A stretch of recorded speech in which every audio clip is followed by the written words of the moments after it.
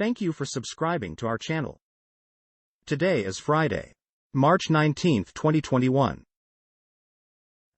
CNN report. Serial stowaway, Marilyn Hartman arrested again at Chicago's O'Hare International Airport. Serial stowaway, Marilyn Hartman is being held without bond following her arrest at Chicago's O'Hare International Airport on Tuesday after she left the residential facility where she was being electronically monitored. The Cook County Sheriff's Office told CNN in a statement that it was notified that she had left the facility around noon Tuesday, and that electronic monitoring staff immediately began trying to find her location. Al Jazeera report. Syrian refugees' plight in Lebanon 10 years after the uprising. Beirut, Lebanon. Abdul Rahman, a 21-year-old Syrian construction worker and father of two, works painstakingly every day to restore a heritage building destroyed in the August 4, 2020 blast in Beirut. He clears the debris, loads the raw material on his back, and carries it up several floors. He scrapes paint off the damaged walls and delicately brushes dust off those painted with murals. Rahman works a 10-hour shift and yet barely earns $5 a day, far too little than for what he needs to raise his family, especially at a time prices of basic commodities have skyrocketed in the country. Al Jazeera report. U.S.-China had serious talks despite theatrics. Spokesperson. U.S. diplomats have had serious discussions with counterparts from China in Alaska and will not let theatrics from the Chinese side distract from laying out our principles and having tough conversations, the U.S. State Department said on Friday. U.S. and Chinese officials traded rebukes before the first high-level, in-person meetings between diplomats from the two big powers on Thursday. We know that sometimes these diplomatic presentations can be exaggerated, or maybe even aimed at a domestic audience, State Department spokeswoman Jelena Porter told a news briefing. CNN report. As COVID-19 deaths soar in Brazil, Bolsonaro says there's a war against him. More than 45,000 people have been killed in Brazil by the pandemic in the past month. But Brazilian President Jair Bolsonaro says there's a war against him personally. In the coastal city of Rio de Janeiro, intensive care units are 95% full. 15 other state capitals are similarly verging on collapse, with ICU occupancy over 90%, a deluge of hospitalizations that has accompanied a sharp rise in COVID-19 cases in the country. BBC report. Finland ranked happiest country in the world, again. New Zealand was again the only non-European nation in the top 10. The UK fell from 13th to 17th place. Measures including social support, personal freedom, gross domestic product, GDP, and levels of corruption were also factored in. The country deemed the most unhappy in the world was Afghanistan, followed by Lesotho, Botswana, Rwanda and Zimbabwe.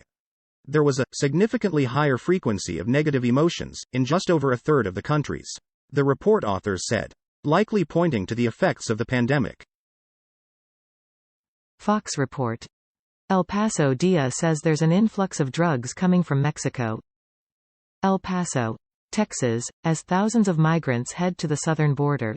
The Drug Enforcement Administration, DEA, is worried drug smugglers might have the same plan. In El Paso, Texas, drug activity is already high as border teams are catching more people hiding drugs in cars, commercial shipments and even backpacks almost daily. Both agents and folks who live there say they're concerned it could get worse. Deutsche Welle report. Bulgaria. 6 arrested over Russian spy network. Bulgarian prosecutors said Friday they had charged 6 Bulgarians, including several senior officials in the defense ministry and in military intelligence, with espionage. At least 5 former or current members of the Bulgarian military were arrested, said Sika Mileva, spokeswoman for the general prosecutor. The investigation was of special significance for the national security of Bulgaria, the EU, NATO and the United States, General Prosecutor Ivan Gashev told the press. BBC report. COVID. Germany warns of exponential rise in coronavirus cases. Germany's public health body, the Robert Koch Institute, said that highly contagious virus variants could force the country back into lockdown. France, Poland and other nations are reintroducing restrictions. German Health Minister Jens Spahn has said that Europe lacks the vaccines needed to significantly reduce cases. We have to be honest about the situation. In Europe, we don't have enough vaccines to stop a third wave through vaccinations alone, he told reporters on Friday. CNN report. Congressional leaders discussing a $2 billion package for new Capitol fencing and security personnel. Congressional leaders are discussing a new $2 billion funding package that would bolster security around the U.S. Capitol and shore up vulnerabilities exposed by the January 6 attack. According to sources familiar with the talks, there are many details to sort through amid a heated debate in Congress over how to respond to the attack on the Capitol. Among them, a permanent fence around the Capitol, hundreds of new security personnel, either the National Guard or a military police presence, and new authorities for the District of Columbia's National Guard to be dispatched in emergency situations, one of the sources said. BBC report. Greek bull figurine unearthed after heavy downpour. Burn marks on the statuette suggest it may have been one of thousands of offerings to the Greek god Zeus. The discovery of the small, intact item was made by archaeologists near a temple, Greece's culture ministry said. An archaeologist spotted one of the bull's horns sticking out of the mud after a downpour. It added. The item was immediately transferred to a laboratory for examination.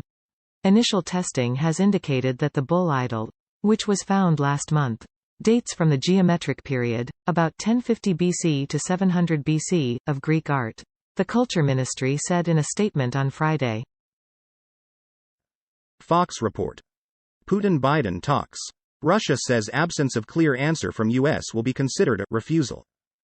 Moscow appeared to be putting the ball in President Biden's court Friday regarding potential talks between him and Vladimir Putin, days after he raised tensions between the two world superpowers by describing his Russian counterpart as a killer who would pay a price for trying to interfere in the 2020 presidential election. Putin challenged Biden on Thursday to chat with him in a live, on-air conversation, and now it's the United States' turn to make the next move, Kremlin spokesman Dmitry Peskov suggested. Fox report. Paris hit with third wave of COVID-19 infections, city locks down for a month. French Prime Minister Jean Castex said Thursday that Paris will be locked down for a month due to a surge in new coronavirus cases and has more patients in city hospitals than during the country's second wave. The epidemic is getting worse, he said, according to Reuters. Our responsibility now is to not let it escape our control. The news of another lockdown in a city renowned for its charm in the springtime was a devastating blow to businesses in the city that depend on tourists. Al Jazeera report from Basel to Beeple. How will the art world fare post-pandemic? The hubbub that descends each summer on a sleek exhibition hall in Basel where collectors snap up art and hunt for hot-ticket new talent is likely to be replaced this year by lines of socially distanced Swiss waiting for COVID-19 vaccines. The Herzog and de Meuron building usually hosts one of the world's biggest art fairs in June, but last year's event was cancelled due to the coronavirus pandemic and this year's has been moved to September. Fox report. 911 caller recounts Atlanta area shooting in terrifying detail. I thought I was going to die, report says. A man in Georgia recalled the terrifying moments shots rang out at an Atlanta area massage parlor during his Tuesday night spa treatment. Telling a reporter he ran out, called 911 to report the bloodshed. I said you all need to come. People are dead. Marcus Leone told USA Today about the 911 call he made shortly after an unknown gunman opened fire at Young's Asian Massage in Ackworth, Georgia, killing 4. Deutsche Welle report. Coronavirus. G7 backs IMF aid hike for low-income nations. The world's 7 largest advanced economies have agreed to support fresh aid to the world's poorest nations hit by the coronavirus pandemic, Britain said on Friday. The plan involves the first expansion of the International Monetary Fund's, IMF, reserves since 2009, said a statement from the UK Treasury following talks hosted by British Finance Minister Rishi Sunak. G7 finance ministers agreed to support a new and sizable IMF special drawing rights, SDR, allocation, helping vulnerable countries get through the current crisis. Deutsche Welle report. EU chiefs urge Turkey's Erdogan to ease strained ties with bloc. The leaders of the European Union and Turkey held talks by video conference on Friday, ahead of next week's EU summit that will address the bloc's relations with Ankara. We underlined the importance of sustained de-escalation and of further strengthening confidence building to allow for a more positive EU-Turkey agenda, European Commission President Ursula von der Leyen said in a statement after the discussion. CNN report. 2020 taxes. Everything you need to know about filing this year. The unprecedented events of 2020 changed so much about life as we knew it, and many of the changes and upheavals from last year have caused changes to your tax returns this year. Due to the COVID crisis, there are plenty of new and revised provisions and important dates you will need to know about before filing your 2020 taxes this year. Here are some of the most important ones. When are taxes due?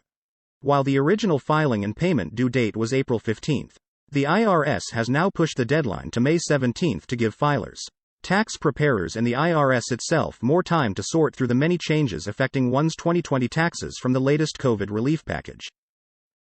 Thank you for watching 5 p.m. recap. To be notified, you can subscribe our channel and activate the bell.